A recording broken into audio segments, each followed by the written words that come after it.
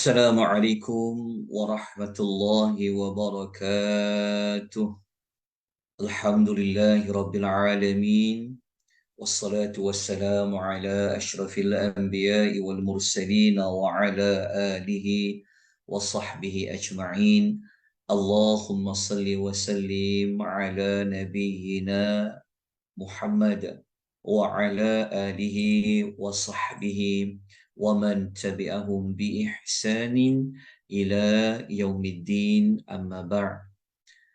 Muslimin dan muslimat, tuan-tuan dan puan-puan yang Allah rahmati lagi Allah kasih sekalian, kita bersyukur kepada Allah Subhanahu wa taala pada pagi ini, hari Sabtu, jam 10.30 pagi, seperti yang kita telah pun war-warkan sebelum ini, dengan rahman dari Allah Subhanahu wa taala, izin Allah, inayah dari Allah, Allah Subhanahu wa taala memberikan kita peluang, Allah memberikan kita ruang untuk sama-sama kita memahami ayat-ayat Al-Quranul Karim, yang mana ayat-ayat itu Allah menyebutkan berkenaan dengan salah satu golongan manusia yang dimurkai oleh Allah Subhanahu wa taala, iaitu golongan al-Yahud, iaitu golongan Yahudi.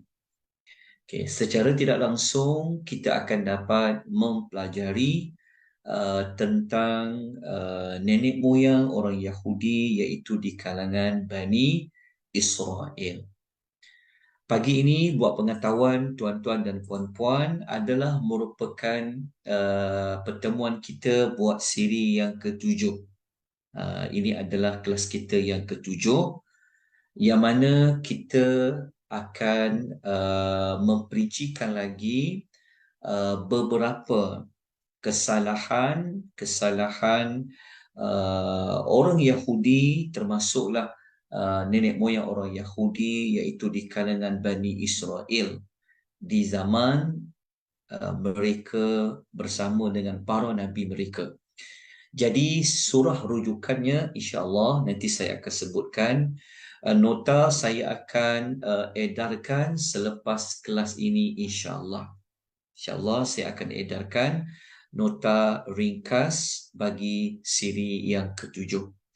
Jadi tuan-tuan dan puan-puan, untuk mengikuti daripada siri yang pertama sehinggalah pada minggu lepas siri yang ke-6, tuan-tuan boleh lihat di YouTube. Kita dah upload di YouTube.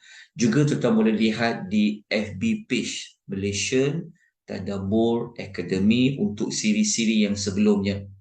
Kalau tuan-tuan ikut melalui aplikasi Zoom, telah diletakkan di ruangan chatting tu, dekat ruangan chat tu, tuan-tuan boleh lihat ada playlist rakaman daripada siri pertama sampailah siri yang ke-6, termasuklah siri yang ke-7 pada pagi ini. Kemudian ada diletakkan link Google Drive yang menyimpan nota-nota yang kita rujuk bagi setiap pertemuan kita hari Sabtu dan hari Ahad. Baik, semoga tuan-tuan sudah pun bersedia untuk mengikuti apa perbincangan kita berkenaan dengan Yahudi menurut Al-Quranul Karim. Baik, saya akan paparkan nota rujukan untuk siri yang ke-7. Okey. Adakah tuan-tuan dapat melihat nota yang saya paparkan? Nampak kan? Jelas, insya-Allah. Moga-moga Allah permudahkan. Okey, suara saya tuan-tuan dapat dengar dengan baik ke? Jelas kan? Jelas, Ustaz. Okey, alhamdulillah. Okey, jika talian ini terputus, nanti saya akan buat sambungan semula lah. Kerana saya bergantung penuh pada talian hotspot ni. Kadang-kadang dia tak cukup data, dia akan terputus. Okey. Moga-moga cukup insya-Allah. Moga-moga tidak ada mana-mana kita panggil spy Yahudi yang mensabotaj tulisan kita pada pagi ni. ya. Minggu lepas hari Ahad, ya, sedang kita berseronok mencerita tentang Yahudi ini, kita ada buat live di TikTok. Jadi saya tidak dapat bersiaran langsung di TikTok kerana live saya di ban selama 1 minggu, bermula hari Ahad jam 11 suku minggu lepas sehinggalah hari Ahad esok pagi, insya-Allah selepas 11 suku saya boleh menyambung kembali jika nak buat live di TikTok. Ya, kita pun tak tahu TikTok ni apa apa kepercayaan dia, apa pegangan agama dia, kan. Mereka ni Yahudi ke tak Yahudi ke, kita wallahu taala alam. Moga-moga mereka tak menjadi sekongkol pada orang-orang Yahudi lah. Kalau ada di kalangan orang Islam yang bekerja dengan TikTok, anda menanggung saham lah, ya, dosa, menanggung kesalahan kerana anda menyekat ataupun mengurangkan perbincangan tentang kejahatan Zionis, kejahatan Israel. Bawa bertaubatlah pada Allah Subhanahu wa taala. Baik, tuan-tuan dan puan-puan rahimani wa rahimakumullah, pagi ini kita akan masuk kepada perbincangan kesalahan yang ketujuh. Okey. Kesalahan yang ketujuh yang dilakukan oleh orang Yahudi ini adalah mereka tidak pernah untuk menunaikan janji taat setia kepada Allah, yang mana janji taat setia itu ada disebutkan di dalam kitab Taurat. Okay. Kita dapatkan ayat rujukan. Okay. Buka Suratul Baqarah. Ayat nombor 83, muka surat nombor 12. Okay. Muka surat nombor 12, ayat 83. Untuk kita mendapatkan fakta berkenaan dengan sikap mungkir janji orang-orang Yahudi ini. Baik, dalam ayat ini Allah Subhanahu wa taala berfirman, okey, ayat 83 ni sebenarnya kita telah pun ulas semasa sesi kita siri yang tak silap saya siri yang kelima. Kita ada menyebutkan tentang 10 janji yang perlu kita telah menyebutkan tentang tajuk 10 wasiat, 10 pesanan Allah kepada nenek moyang orang Yahudi. So di antara janji taat setia itu ada pada ayat nombor 83. Kan, boleh tengok dekat situ dalam kitab Taurat terdahulu telah ditetapkan antara yang mereka kena tunaikan, la ta'buduna illallah, lepas tu buat baik kepada ibu bapa, wa biwalidaini ihsana, wa dhil qurba wal yatama wal masakin, sampailah kepada menunaikan salat dan mengerjakan zakat. Okey, Allah Subhanahu wa taala menerangkan, okey, setelah janji taat setia ini diungkit kembali, maka Allah menyebutkan summa. Kita ambil ayat yang hujung tu. Summa tawallaitum illa qalilan minkum wa antum mu'ridun. Dekat dalam ayat ini saya telah highlightkan dengan warna biru, kan. Kita lihat dekat summa tawallaitum illa qalilan minkum wa antum mu'ridun. Okey, ayat nombor 83. Okey. Apa makna ayat ini? Okey, kita tengok terjemahan ayat. Okey. Setelah Allah menyebutkan ada 6 janji misal janji setia yang mereka kena tunaikan, maka di hujung itu Allah menyebutkan kemudian. Allah mengatakan kemudian kamu ini tawallaitum. kamu berpaling. Okey. Berpaling ke belakang. Maksudnya mereka tidak mahu menunaikan janji taat setia mereka seperti yang telah diterangkan oleh Allah dalam ayat yang sama. Mereka tak ambil kisah, mereka berpaling. Okey. Kecuali illa qalilan minkum, kecuali sebahagian kecil daripada kamu. Okey. Ayat ini menunjukkan ada sebahagian kecil Bani Israel yang apa? Sebahagian kecil Bani Israel ini yang mereka menunaikan janji setia yang telah pun Allah perintahkan kepada mereka dalam kitab Taurat.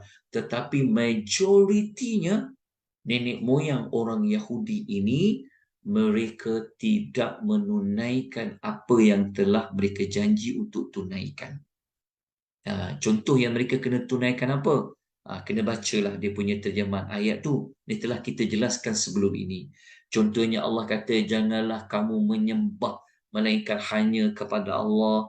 Buat baik kepada kedua ibu bapa, buat baik kepada kaum kerabat, anak yatim, orang miskin, cakap yang baik-baik, dirikanlah salat, berikanlah zakat. So, hanya sedikit sahaja di kalangan mereka yang berusaha untuk menunaikan janji itu. Okey. Kemudian Allah Ta'ala menjelaskan lagi wa antum, dan sememangnya kamu ni. Sememangnya kamu ini siapa? Okey.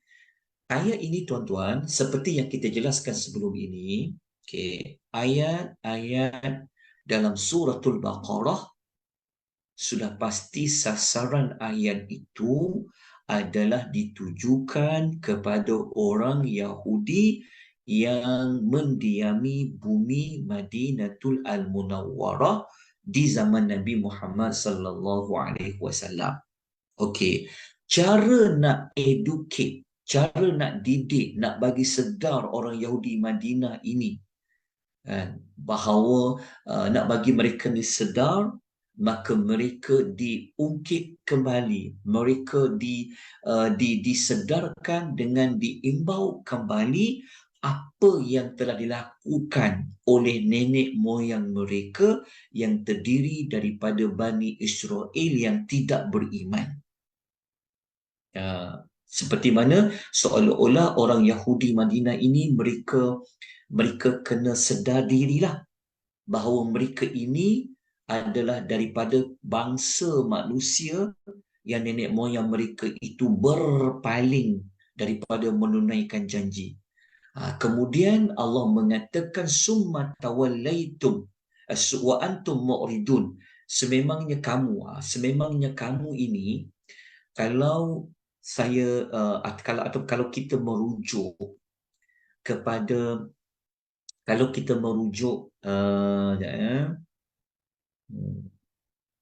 okey.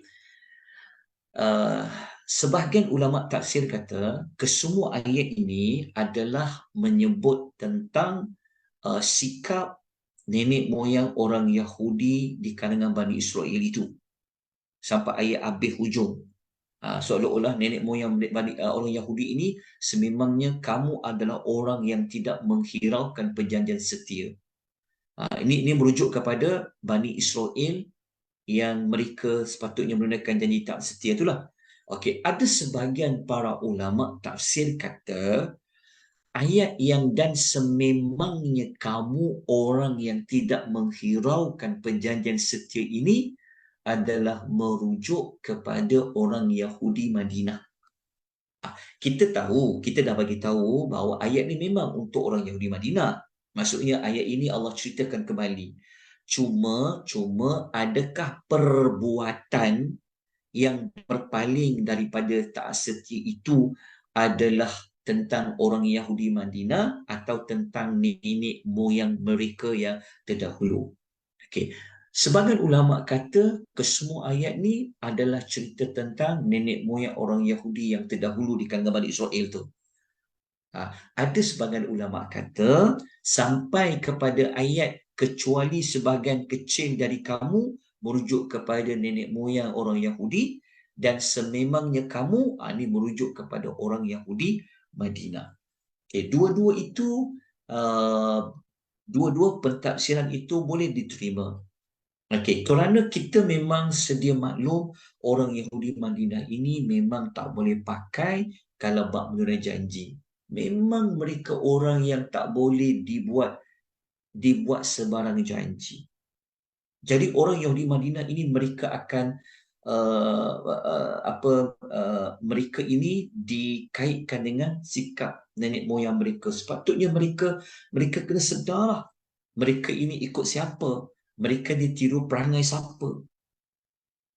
Jadi moga-moga mendapat orang Yahudi Madinah ini sedar, tapi kita tahu mereka walaupun telah diungkit tentang nenek moyang mereka, mereka tidak mengambil apa-apa peduli. Jadi ini adalah kesalahan yang ketujuh. Kenapa kita kata ketujuh? Kerana kita menyambung daripada kesalahan nombor 1. Minggu lepas kita dah cerita kesalahan 6, kesalahan 5, kesalahan 4. Lepas tu hari yang sebelumnya. Jadi sesiapa yang tidak sempat mengikuti bermula daripada kesalahan yang pertama, sila lihat balik rakaman yang telah pun kita letakkan sama ada di YouTube ataupun di FB page Malaysian Tadabbur Academy. Okey, nombor 8. Okey, nombor 8. Okey. Jadi tuan-tuan, kalau kita cuba kalau kita buat hubung kaitkan perangai orang Yahudi sekarang dengan nenek moyang mereka itu, dengan nenek moyang mereka yang terdahulu yang tak beriman itu, kita nampak ada persamaan. Kan? Ada persamaan. Memang tak boleh dibuat sebarang sebarang janji. Mereka pasti akan mengingkari janji itu. Okay. Jadi kesalahan yang ke-8, orang Yahudi ini mereka suka membunuh sesuka hati. Sama dengan apa yang terjadi pada hari ini. Hatta semasa di Madinah pun mereka memang suka untuk membunuh sesuka hati. Mereka tak kisah daripada bangsa mereka sendiri ke, apatah lagi kalau bukan bangsa mereka. Maklumat ini Allah nyatakan dalam ayat ke-85, masih lagi pada muka surat yang ke-13 dalam suratul Al-Baqarah. Jadi mari kita baca, kita tengok ayat dia. Okey, ayat ini Allah Subhanahu Wa Taala berfirman, okey, ayat nombor 85, summa antum haula'i taqtuluna anfusakum. Okey, tengok pada ayat yang saya telah highlightkan itu, taqtuluna anfusakum. Okey, kita tak baca semua ayat ni, tapi kita tengok yang ayat taqtuluna anfusakum. Okey, ayat ini Allah memang sebut sasarannya kepada orang Yahudi Madinah, dan memang ayat ini berkenaan dengan mereka. Memang berkenaan dengan mereka. Jadi tuan-tuan kena bezakan, ada ayat yang berkaitan nenek moyang orang Yahudi terdahulu di kalangan Bani Israel dengan orang Yahudi yang ada dekat Madinah. Ayat dia tu. Jadi ayat 85 ni memang berkenaan dengan perangai orang Yahudi di Madinah itu. Okey, Allah Ta'ala kata, kemudian kamu ini, summa antum haula'i tadi itu adalah orang Yahudi Madinah, seperti mana yang diterangkan oleh Al-Imam At-Tabari. Dalam tafsir Tabari mengatakan ayat ini memang sebut tentang orang Yahudi Madinah di zaman Nabi sallallahu alaihi wasallam. Okey. Allah mengatakan, kamu ni jenis yang suka berbunuh-bunuhan sesama sendiri. Lepas kamu bunuh mereka, kamu ni pula jenis manusia yang suka mengusir satu puak daripada kaum kamu keluar dari kampungnya. Ada persamaan tak orang Yahudi yang sekarang, yang kita kata yang Zionis ini, mereka sanggup bunuh siapa-siapa pun, orang budak kecil ke, orang besar ke, dan mereka sanggup juga menghalau penduduk asal Palestin daripada mendiami tempat-tempat mereka. Kita tahu dah, dengar dalam berita, baca dalam media sosial, itu yang dilakukan oleh Yahudi pada zaman Nabi SAW sampailah ke hari ini. Okey. Untuk melengkapkan pemahaman tentang berbunuh-bunuhan sesama sendiri ni, mungkin akan ada kata, sebab kalau kita tengok sekarang, Yahudi Zionis ini, mereka bunuh orang Gaza contoh. Mereka bunuh orang Palestin. Bukan mereka bukan bunuh Yahudi itu. Okey. Ayat ini, kita kena imbau kembali tentang cerita penduduk Yahudi di Madinah. Okey. Zaman dulu, zaman semasa Nabi SAW berada di bumi Madinah, sebelum Nabi sampai kat bumi Madinah. Okey. Oh, terima kasih ada yang guna highlight ni. Siapa guna highlight ni? Okey. Masa zaman sebelum Nabi masuk hijrah ke Madinah, kita tahu bahawa dekat Madinah tu ada kaum Ansar. Ingat kaum Ansar ini adalah panggilan setelah datangnya Islam, setelah mereka memeluk Islam, setelah penduduk Madinah ini menerima kedatangan orang-orang muhajirin tu. Jadi, tapi sebelum itu dalam sejarah, orang Arab yang menetap di Madinah ini, mereka berada dalam keadaan menyembah berhala lah. Mereka berada keadaan yang jahiliah lah, yang mana mereka ini terdiri daripada dua kabilah, kabilah Aus dan kabilah Khazraj. Okay. Masa itu ada juga jiran-jiran mereka yang terdiri daripada Yahudi, iaitu Yahudi Bani Qainuqa, Yahudi Bani Nadir, Yahudi Bani Quraidah. Okey. Dalam sejarah, tuan-tuan boleh baca dalam tafsir Ibnu Kathir, ataupun tuan-tuan boleh baca dalam tafsir Al-Imam At-Tabari. Okay. Kalau tuan-tuan baca dalam tafsir At-Tabari, dia ada perbezaan sedikit dengan tafsir Ibnu Kathir. Okey. Kalau ikut, tapi kedua-dua ulama tafsir ini, mereka mengatakan orang Yahudi ni, mereka menjadi sekutu kepada orang Arab penduduk Madinah ni. Maknanya ketiga-tiga bangsa Yahudi ni, mereka saling menjadi sekutu kepada dua kabilah ini. Okay. Kalau ikut tafsiran Al-Imam At-Tabari, dia kata kalau Yahudi Bani Qainuqa ni, dia akan menjadi sekutu kepada kabilah Khazraj. Ini kalau ikut Imam At-Tabari, dia kata Bani Qainuqa ni dia sokong kabilah Khazraj. Okey. Manakala kalau Yahudi Bani Nadir dengan Bani Quraidah, mereka menjadi sekutu bagi kaum Aus. Jadi Aus ini dia ada dua sekutu dia lah, daripada Bani Nadir dengan Bani Quraidah. Tetapi kabilah Khazraj, mereka disokong oleh Bani Qainuqa. Macam sama sekarang kan. Ada Yahudi, Israel, Zionis kan. Ada sekutu dia tak? Ada sekutu dia. Sekutu dia siapa? Arab. Arab mana? Arab apa kita tahu yang sekutu kepada Israel kan? Contohnya Arab apa? Arab, negara Arab apa ya? Apa tu? Bahrain kan? Kata saya Bahrain macam UEA apa? U apa? UEA apa? Emirat Bersatu tu kan.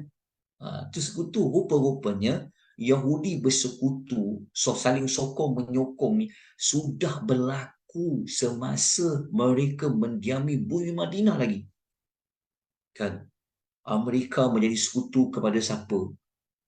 Semua itu dah berlaku dah. Dan dulu lagi kabilah Arab pun dah bersekutu dengan orang Yahudi. Macam sejarah itu berulang. Okey. Jadi itu kalau ikut tafsiran Tabari, kalau ikut Tabari.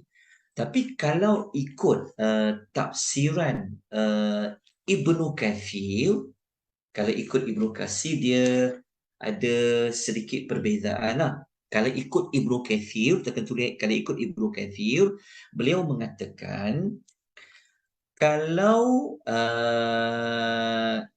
kalau Bani Qainuqa dengan Bani Nadir ni mereka menjadi sekutu Khazraj. Manakala kalau Bani Quraidah dia jadi sekutu kaum Aus. Ada berbeza fakta lah antara Imam Tabari dengan Al-Imam Ibnu Katsir. Walaupun berbeza fakta, kita ringkaskan jawapannya orang Yahudi Madinah ini juga mereka bersekutu dengan kabilah Arab. Okey. Apabila mereka dah bersekutu, kita kan tahu apabila kabilah Aus berperang dengan kabilah Khazraj, kan, tentu dia panggil sekutu dia. So Aus ni pun minta tolong sekutu dia di kalangan apa Yahudi yang kita sebutkan tadi. Khazraj pun panggil sekutu dia. Jadi yang orang Yahudi ini pun dia terpaksa membunuh orang Yahudi di kalangan mereka jugalah, sebab mereka bersekutu dengan dua kabilah Arab yang berlainan. Contoh, kalau Bani Qainuqa dia sokong Khazraj, Bani Nadir dia sokong Aus, kan. Jadi kalau Aus berperang dengan Khazraj, so mereka berperang jugalah ikut sekutu mereka. Itulah yang Allah maksudkan dalam ayat ini. Kamu ini berbunuh-bunuhan sesama sendiri. Yang ini. Ini yang kita maksudkan dalam ayat ini. Adakah sekarang orang Yahudi Zionis ini mereka praktik perkara yang sama? Wallahu ta'ala, yang itu saya wallahu ta'ala alam. Tapi sejak zaman Nabi dulu mereka sanggup. Janji mereka dapat kepentingan. Kalau terpaksa membunuh bangsa Yahudi sendiri, bunuhlah. Okey, ini yang Allah telah ungkitkan, yang telah Allah sebutkan khusus kepada orang Yahudi Madinah setelah diutuskan Nabi SAW. Allah menurunkan suratul Baqarah untuk memberitahu, menegur, membuat ancaman kepada orang Yahudi Madinah. Itulah maksud berbunuhan. Okey, secara ringkasnya seperti itu. Kesalahan yang ke-9. Okey. Orang Yahudi ini terkenal. Okey, mereka kaki pembohong.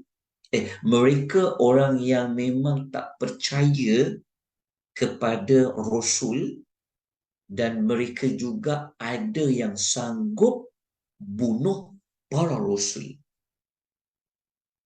So sikap membunuh ni dah menjadi sebati bagi mereka. Dan mereka sanggup bunuh mana-mana para Rasul. Okey. Kesalahan yang ke-9 ini Allah nyatakan dalam ayat yang ke-87. 87 masih lagi berada pada muka surat yang ke-13 di dalam Al-Quran. Sambil-sambil tu, cuba tuan-tuan semak. Adakah benar ayat yang saya nyatakan, muka suratnya, nombor ayatnya. Sambil-sambil itu tak boleh semak. Baik, tuan-tuan, boleh saya teruskan lagi? Diam je semua Boleh ni. Ustaz. Boleh. Alhamdulillah. Ah, Ingat saya cakap seorang-seorang dah tadi ni. Okey, Alhamdulillah. Okey. Ayat dia, ayat dia sebenarnya ya, ayat 87 ya. Ah, 87. Okey, ayat 87 ni buat pengetahuan tuan-tuan, ayat dia panjang ya sebenarnya. Tapi dekat nota yang saya paparkan ini, saya potong separuh dari ayat itu.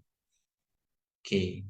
Saya potong dari ayat itu, tapi sepatutnya saya kena bawa lah yang panjang-panjang tu. Tapi saya buat separuh, uh, bukan nak kejar masa lah, tapi macam nak lebih fokus lah. Okay, tapi kalau tuan-tuan ada Quran, cuba buka muka surat 13 tu, tengok ayat penuh nombor 87 tu, tuan-tuan akan mendapati ayat itu Allah mulakan menyebut tentang kedatangan Nabi Musa yang membawa bukti-bukti bahawa dia seorang Rasul. Banyak bukti Nabi Musa dah bawa, betul tak? Dengan tongkatnya, tangannya keluar cahaya, isu tentang banjir besar dulu di zaman Firaun, betul tak? Adanya belalang, adanya kutu, adanya isu katak darah tu. Lepas tu Allah sebut, selepas Nabi Musa, Allah hantar lagi rasul-rasul kepada Bani Israel dan Allah tutup. Allah sebutkan juga tentang pengutusan Nabi Isa alaihi salatu wassalam. Okey. Selepas itu baru kita jumpa ayat ni. Afakullama ja'akum rasulun bima la tahwa. Okey. Sekejap ya. Okey. بما لا تهوى أنفسكم استكبرتم ففريقا كذبتم وفريقا تقتلون. Kita tengok apa yang Allah ingin nyatakan. Allah kata, maka patutkah. Kita kena ingat ayat ini Allah memberitahu kepada orang Yahudi Madinah tentang apa yang telah dilakukan oleh nenek moyang mereka yang kufur kepada Allah. Allah kata, maka patutkah setiap kali datang seorang Rasul membawa sesuatu kebenaran kepada kamu yang menunjukkan dia itu memang utusan Allah. Yang mana Rasul tu kamu tak suka, tak selari dengan hawa nafsu kamu. Kamu menjadi takbur, kamu sombong dengan Rasul itu. Sebab dia tak ikut selera kamu, tak ikut kepentingan kamu. Sehinggakan ada sebahagian daripada kamu sanggup menolak kebenaran Rasul itu. Kamu dustakan Rasul itu. Kamu kata Rasul itu bukan Rasul. Kamu tak percaya dia Rasul. Dan Allah Ta'ala kata, dan sebahagian daripada kamu pula sanggup membunuh Rasul itu. Jadi ada dua kesalahan sebenarnya dalam ayat ini. Tapi kita gabungkan sekali sebab dia dalam satu ayat. Iaitu ada sebahagian Bani Israel yang dulu mereka menolak kerasulan Rasul yang Allah hantar. Dan ada sebahagian mereka bukan sekadar tolak itu adalah utusan Allah. Mereka sanggup membunuh Rasul itu. Jadi ada dua golongan lah apa Bani Israel yang terdahulu ni. Ada yang sekadar dia menolak pangkat kerasulan tu, dan ada sebahagian sanggup membunuh Rasul itu. Jadi orang-orang Yahudi di Madinah ini seolah-olah Allah nak mengatakan korang ada perangai yang sama ke? Kan? Kita tahu Yahudi Madinah dia menolak Nabi Muhammad, betul tak? Samalah, mengikut sebahagian perangai nenek moyang kamu terdahulu. Orang Yahudi Madinah mereka bunuh tak Nabi sallallahu alaihi wasallam? Kita tahu Nabi sallallahu alaihi wasallam tidak tidak mati dibunuh lah, tidak wafat sebab dibunuh. Tapi usaha untuk membunuh Rasul tu ada. Betul tak? Contoh dari isu apa? Nabi Muhammad SAW ada cubaan untuk membunuh Nabi. Kalau kita baca sejarah, tuan-tuan kena, antaranya tuan-tuan kena rujuk sejarah dalam surah Al-Hashri. Dalam surah Al-Hashri, juzuk yang ke-28 tu, kita akan tahu cerita di sebalik orang Yahudi ini pernah dihalau oleh Allah. Dalam sejarah di zaman Nabi, orang Yahudi dihalau keluar daripada Madinah itu, Yahudi Bani Nadir. Sebab apa? Sebab mereka ada cobaan untuk membunuh Nabi SAW. Macam mana mereka nak bunuh? Mereka buat satu cobaan. Contohnya mereka nak pembaling batu yang besar keempat kepala Nabi SAW ketika mana Nabi datang untuk menyelesaikan isu jenayah pembunuhan. Okay. Isu yang lain contohnya apa? Nabi SAW kan pernah apa? Nabi SAW pernah disihir. Nabi SAW pernah disihir. Kita tahu Nabi disihir tu siapa yang sihir Nabi? Orang Yahudi. Yahudi namanya Labid bin Al-A'sam. Cubaan bunuh tu melalui sihir. Dan Nabi SAW pun pernah termakan kambing yang diracun oleh orang Yahudi ketika mana Nabi berada di Khaybar. Mereka racun. Jadi teknik itu digunakanlah oleh orang Yahudi sekarang. Macam-macam dia buat. Sekarang mungkinlah dia guna bom atom ke, dia bom nuklear ke, macam-macam mereka buat kan. So Nabi SAW ni kesan berat Nabi pernah yang Nabi terasalah cedera dia sangat berat apabila Nabi termakan kambing yang ada letak racun tu. Sampai kan Nabi kata apa? Masa Nabi hidup tu Nabi kata racun ni aku termakan ni. Nabi kata masih menyakitiku. Sampai sekarang aku rasa macam urat-urat nadiku hendak terputus, kata Nabi sallallahu alaihi wasallam. Jadi apa yang Allah tegur orang Yahudi Madinah ni, mereka ni perangai dia sama macam nenek moyang mereka dahulu, membunuh nabi-nabi yang Allah hantar. Dan mereka juga buat kepada Nabi Muhammad sallallahu alaihi wasallam. Jadi adakah dan sampailah ke hari ini, ya Allah dah cerita lama dah, 1400 tahun yang terdahulu dalam Al-Quranul Karim. Okey. Jadi tuan-puan rahimani wa rahimakumullah, kalaulah orang Yahudi sekarang ni, contoh ya, kalau kita dapat dakwah lah pada mereka kan, tentu kita akan guna teknik yang sama. Kita ungkit balik kepada mereka kisah orang Yahudi Madinah dulu. Kalau penduduk Yahudi Madinah, mereka diungkit kembali tentang nenek moyang mereka yang terdahulu. Okey.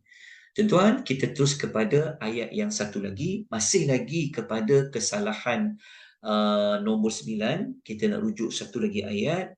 Ayat nombor 91. Okey, ayat 91 surah Al-Baqarah, muka surat nombor 14 di dalam Al-Quran. Okay. Ayat ini Allah Subhanahu Wa Taala berfirman, "Wa idza qila lahum aminu bima anzalallahu qalu nu'minu bima unzila alaina wa yakfuruna bima wara'ah wa huwal haqqu." Okay. Wa huwal haqqu musaddiqan lima ma'ahum qul falima taqtuluna anbiya Allahi min qabl in kuntum mu'minin. Okay, ayat ini saya nak ulas ringkas tentang pembunuhan saja, walaupun ada satu maklumat penting. Nanti kita akan baca sekali lagi ayat ni pada kesalahan yang ada satu kesalahan yang akan datang. Okay, ayat ini Allah Ta'ala katakan apabila dikatakan kepada mereka, merujuk kepada Yahudi Madinah. Ayat ini memang ayat ni tentang Yahudi Madinah lah. Dan memang sasaran untuk Yahudi Madinah. Allah kata, berimanlah kamu wahai penduduk Yahudi Madinah. Kepada siapa? Kepada apa yang telah diturunkan oleh Allah kepada Nabi Muhammad, iaitu Al-Quran. Apa jawab mereka? Mereka menjawab, kami tak nak beriman kepada Al-Quran. Kami hanya nak beriman kepada apa yang telah diturunkan kepada kami, itu kitab Taurat. Dia cakap macam tu. Okay. Lepas tu Allah Ta'ala kata, dan mereka ingkarkan kitab yang lain yang diturunkan kemudian daripadanya. Padahal Al-Quran itu benar lagi mengesahkan kitab Taurat yang ada pada mereka. Allah kata macam ni. Allah Ta'ala kata apa? Kalau kau boleh ingkarkan, boleh tak nak terima kitab-kitab lain, kau akan buat benda yang sama lah. Semua kitab pun kau akan tolak. Sebab tu beriman kepada kitab, kita tak boleh beriman kepada satu kitab. Kita kena beriman kepada kitab-kitab. Sebab semua kitab yang Allah bawa turun, ia saling menyokong di antara satu sama lain. Semua datang dari Allah. Sebab tu kita tak boleh hanya terima Quran. Kalau kita hanya terima, kalau kita hanya meyakini kita Al-Quran je Allah bawa turun, Taurat tak bawa turun, kita salah. Sebab Al-Quran menyokong kitab Taurat. Begitu juga Taurat menyebut tentang Nabi SAW. Okey. Kemudian yang kita nak ambil sebenarnya utama yang di hujung tu. Dan katakanlah wahai Muhammad kepada penduduk Yahudi Madinah. Kalau macam tu, kan, kalau kau kata kau hanya nak ikut kitab Taurat, so kenapa kau boleh bunuh Nabi-Nabi Allah pada masa yang lalu? Seolah-olahnya ayat ni pada orang Yahudi Madinah. Kan? Dan sambil itu Allah selitkan kisah nenek moyang mereka. Kalau macam tu, kenapa kamu sanggup bunuh Nabi-Nabi Allah pada masa yang lalu kalau kamu benar-benar orang yang beriman? Maksudnya adalah kalau mereka benar ikut 100% kitab Taurat, mereka tak akan sanggup bunuh Nabi-Nabi. Kan? Mereka tak akan sanggup bunuh Nabi Muhammad SAW. Inilah mereka ni ada je alasan ni. Kan? Punya tak nak terima Nabi Muhammad itu disebabkan sombong, disebabkan dia bukan daripada susur galuh keturunan Bani Israel. Sanggup mereka buat alasan tak nak terima Quran tapi nak terima kitab Taurat semata-mata. Dan kalau mereka terima kitab Taurat, mereka sepatutnya tak bunuhlah para Nabi-Nabi yang terdahulu. So ayat ini membuktikan, menunjukkan bahawa memang orang Yahudi terdahulu yang kita kata daripada susur galuh nenek moyang Yahudi yang terdahulu membunuh para Nabi alaihi salatu wassalam. Okay. Kita lanjutkan dengan kesalahan yang ke-10. Dah tak banyak dah. Kita pergi yang ke-10. Yang ke-10, kesalahan mereka tidak mahu beriman kepada Nabi sallallahu alaihi wasallam. Kalau mereka tolak Quran, maknanya mereka tak akan beriman kepada Nabi sallallahu alaihi wasallam. Okey, ayat rujukannya masih lagi muka surat nombor 14, ayat nombor 89. Mari kita tengok ayat nombor 89. Okey, muka surat nombor 14. Apa Allah Taala kata? وَلَمَّا جَاءَهُمْ كِتَابٌ مِّنْ عِندِ اللَّهِ مُصَدِّقٌ لِمَا مَعَهُمْ وَكَانُوا مِنْ قَبْلُ يَسْتَفْتِحُونَ عَلَى الَّذِينَ كَفَرُوا فَلَمَّا جَاءَهُمْ مَا عَرَفُوا كَفَرُوا بِهِ فَلَعْنَةُ اللَّهِ عَلَى الْكَافِرِينَ. Okay, Allah Ta'ala kata, dan ketika datang kepada mereka sebuah kitab daripada Allah, iaitu Al-Quran, yang Al-Quran itu mengesahkan apa yang ada pada mereka, iaitu kitab Taurat. Okay. Sedangkan mereka sebelum itu, apa maksud mereka sebelum itu? Merujuk kepada orang Yahudi ni. Mereka sebelum turun Al-Quran, sebelum Allah utuskan Nabi SAW, mereka selalu minta dekat Allah. Minta apa? Minta supaya mereka diberi kemenangan lawan orang kafir. Orang kafir merujuk kepada siapa? Merujuk kepada orang kafir Arab, musyrikin. Walaupun mereka bersekutu mereka bermusuhan juga. Okey, jadi orang Yahudi ni mereka seperti menunggu-nunggu ni. Bilalah Rasul akhir zaman tu nak sampai kan? Sebab mereka dah tahu maklumat tu dalam kitab Taurat mereka. Mereka duk tunggu-tunggu Rasul tu. Tiba-tiba yang datang tu, Rasul yang mereka duk tunggu-tunggu tu, rupanya Nabi Muhammad sallallahu alaihi wasallam yang muncul daripada susur galur orang Arab. Daripada susur galur, bukan daripada nasab Bani Israel. Okey, sepatutnya mereka terimalah. Sebab itu yang mereka tunggu-tunggu tu. Jadi Allah Ta'ala kata apa? Setelah datang kepada mereka apa yang mereka telah mengetahui kebenarannya. Maksudnya apa? Setelah datang Nabi Muhammad sallallahu alaihi wasallam, kan? Ciri-ciri dia, kan? Mereka buat apa? Mereka mengingkarinya. Maknanya mereka tak terima Nabi Muhammad sallallahu alaihi wasallam itu sebagai rasul penutup bagi segala rasul. Mereka mengingkarinya. Sedangkan sebelum ni beria-ria duk minta sangat rasul tu.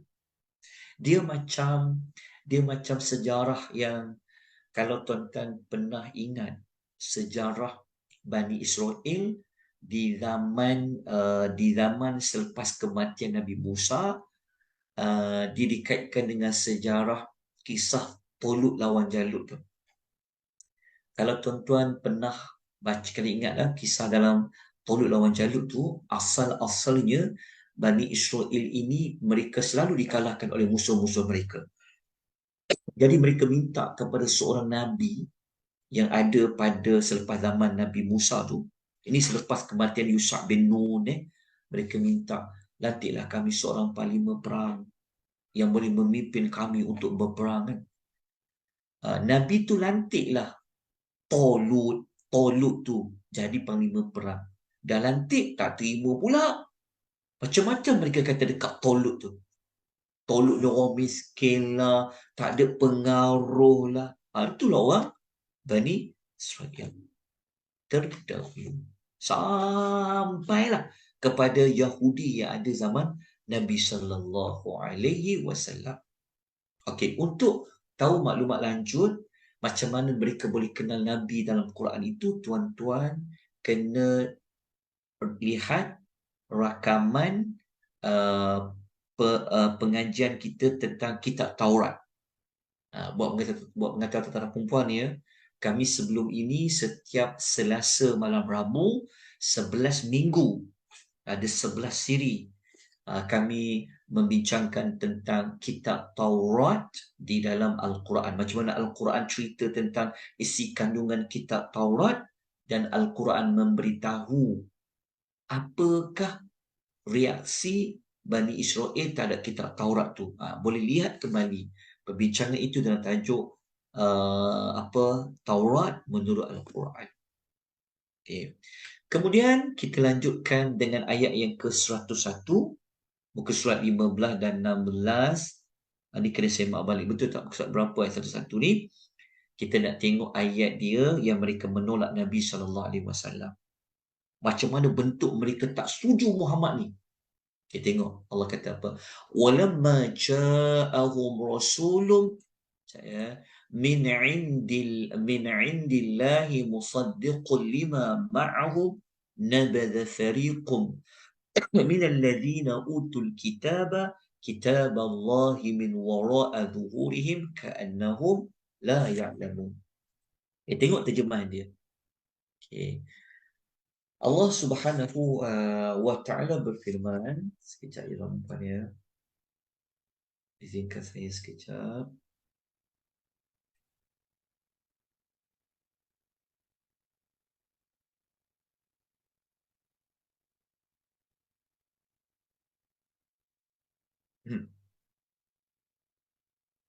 Allah mengatakan, dan apabila datang kepada mereka seorang rasul daripada Allah.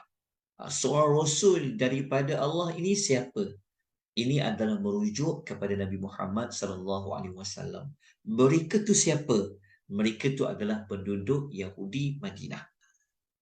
Okey. Yang mana Rasul yang Allah hantar kepada mereka, yang datang kepada mereka ni, yang Rasul itu mengesahkan apa yang ada dengan mereka. Maksud dia, Nabi SAW datang kepada mereka itu samalah maklumat yang kitab Taurat cerita tentang kedatangan Nabi Muhammad sallallahu alaihi wasallam di akhir zaman tu. Maksudnya dalam kitab Taurat dulu dah ada dah sebut tentang Nabi sallallahu alaihi wasallam. So apabila Nabi muncul, so Nabi mengkonfirmkanlah apa yang kitab Taurat telah sebut dulu. Okey. Lepas tu apa jadi kepada orang Yahudi tu? Sebahagian daripada orang yang telah diberikan kitab itu. Sebahagian itu siapa? Iaitu para ulama dan pendeta-pendeta orang Yahudi. Mereka buat apa? Mereka melemparkan kitab Allah ke belakang mereka seolah-olah mereka tidak mengetahui kebenarannya. Maksud dia apa, tuan-tuan dan puan-puan? Macam ni. Orang Yahudi, dia ada kitab Taurat lagi. Mereka adalah kitab Taurat. Kitab Taurat ni tak semua diubah ya. Ada yang telah diubah. Ada juga maklumat yang masih lagi asli. Antara maklumat yang masih lagi asli itu, antaranya adalah tentang Nabi SAW lah. Okay, jadi apabila Nabi datang, so mereka nak verify. Betul ke Muhammad yang datang ni, dia ni ke Rasul yang kita dah tunggu-tunggu dalam kitab Taurat ni? Dia tengok, inilah sebenarnya Rasul ni. Tapi kenapa dia daripada keturunan Nabi Ismail ni? So mereka buat apa? Mereka buang kitab Taurat. Mereka campak kat belakang kitab Taurat tu. Cakap mereka tuan-tuan punya tak nak menerima kebenaran kedatangan Nabi Muhammad SAW. So apabila mereka menolak, maknanya mereka tak nak berimanlah kepada Nabi SAW. Maknanya mereka tak jadi Islam lah. Okay. Sebab tu orang Yahudi termasuk dalam orang kafir di kalangan Ahlul Kitab. Okey, tuan-tuan, kita lanjutkan sikit lagi boleh no? Okey, ni yang kedua akhirlah. Kita ada satu yang ke-11 mereka taksub kepada kitab Taurat ni. Taksub pada kitab Taurat ni macam mana?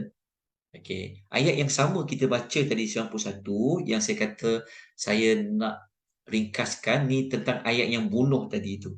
Ayat yang membunuh para nabi tadi kan. Kita ambil balik ayat ni tapi kita nak fokus kepada yang mereka tak nak terima Quran tapi mereka nak terima kitab Taurat saja. Ingatkan tadi Allah kata apabila dikatakan kepada mereka Yahudi Madinah, okey, berimanlah kamu apa telah turunkan oleh Allah sekarang ni kepada Nabi Muhammad di Quran. Mereka jawab apa? Kami hanya beriman kepada apa yang telah diturunkan kepada kami kitab Taurat. Maknanya apa? Mereka taksub. Mereka tak nak rujuk kitab-kitab lain. Mereka nak gunakan kitab Taurat itu. Ini pun satu kesalahan lah sebab sepatutnya mereka kenalah menerima kitab. Mereka kena terima Al-Quran tu. Sebab kitab Taurat dah sebut dah tentang Nabi itu. Maka kena ikutlah Nabi itu dan apa kitabnya. Okey, tapi inilah kesalahan yang dilakukan oleh orang Yahudi Madinah. Kan?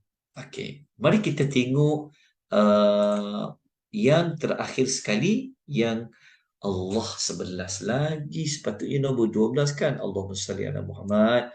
Mohon ampun tuan-tuan. Okey, saya baiki sekejap. Saya baiki sekejap. Okey, alhamdulillah saya tak edarkan lagi pada tuan puan ya. Sebab apa tuan-tuan, selalu saya buat kesalahan sebab nota ni tidak ada penyemak ejaannya, tak ada. Lepas tu selalu disiapkan pada akhir minit. Itulah jadi macam ni ni. Okey, mohon ampun. Okey. Tengok yang ke-12. Apa dia? Last kali kita belajar pagi ni adalah mereka juga ini diungkit kembali kisah nenek moyang orang Yahudi ini. Mereka sembah patung anak lembu yang dibuat dari emas. Okey, yang ni sebenarnya kita dah kupaslah sebelum ini. Cuma kenapa letak kembali kerana susunan ayat dia. Sebab tadi kan kita baca ayat nombor 91 kan. Jadi ayat 92 diulang kembali tentang penyembah lembu ini. Sedangkan kisah lembu ini kita dah kupas dekat ayat nombor berapa? Kita dah kupas dah sebelum ni, saya tunjukkan. Kita dah tunjukkan dekat kesalahan nombor 3. Nampak tak kesalahan nombor 3? Kesalahan nombor 3 sekejap kita dah terangkan dekat sini dah sebenarnya. Ni. Bukan kesalahan nombor 3. Sekejap. Allahumma salli wa sallim ala nabiyyina Muhammad. Kesalahan nombor berapa tuan-tuan? Ingat tak? Dalam 2 muka ni dah. Ke belum lagi? Itu bukan. Maafkan saya. Itu penyembelihan lembu betina. Maafkan saya. Lain. Ada pening dah saya ni. Kan? Tak apa. Pening tu ada peningkatan. Okey, yang ke-12 Yang ke-12 ni, mereka telah menyembah patung anak lembu dari emas.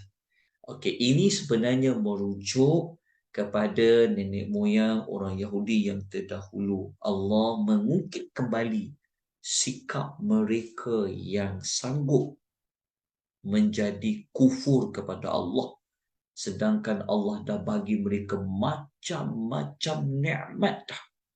Mereka dah nampak dah depan mata. Musa itu rasul, boleh seberang laut kan, dengan tongkat dan macam-macam. Tapi mereka ini, sifat mereka ini teruk. Mereka sanggup menyembah patung yang dibuat daripada emas.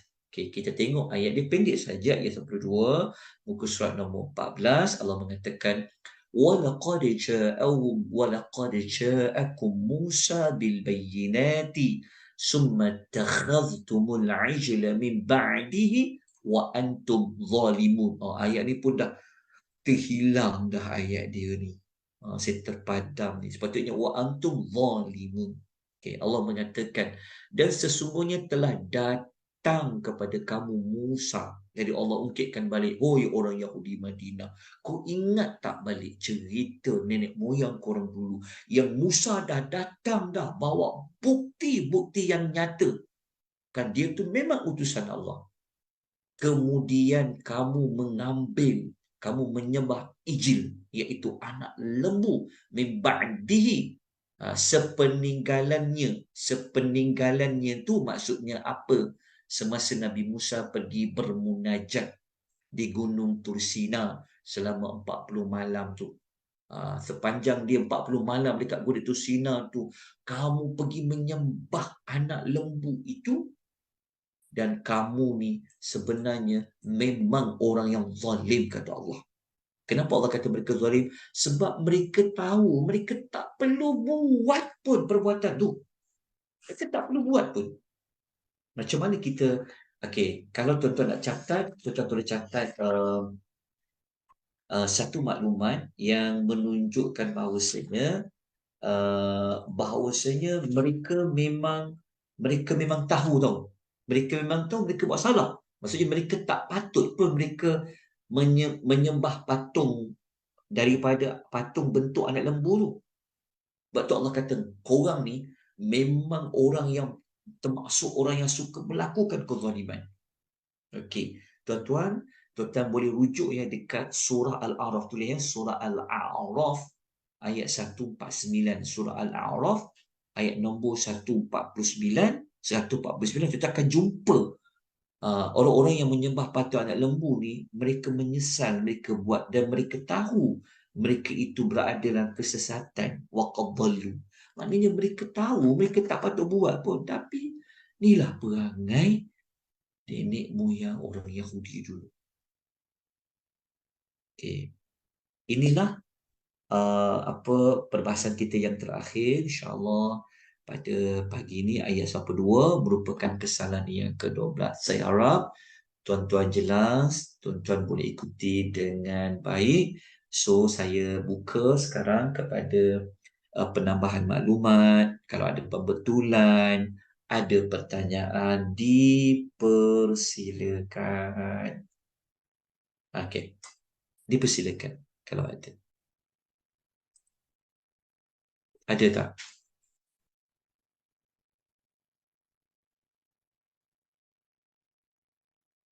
Ada soalan tak? Tak ada.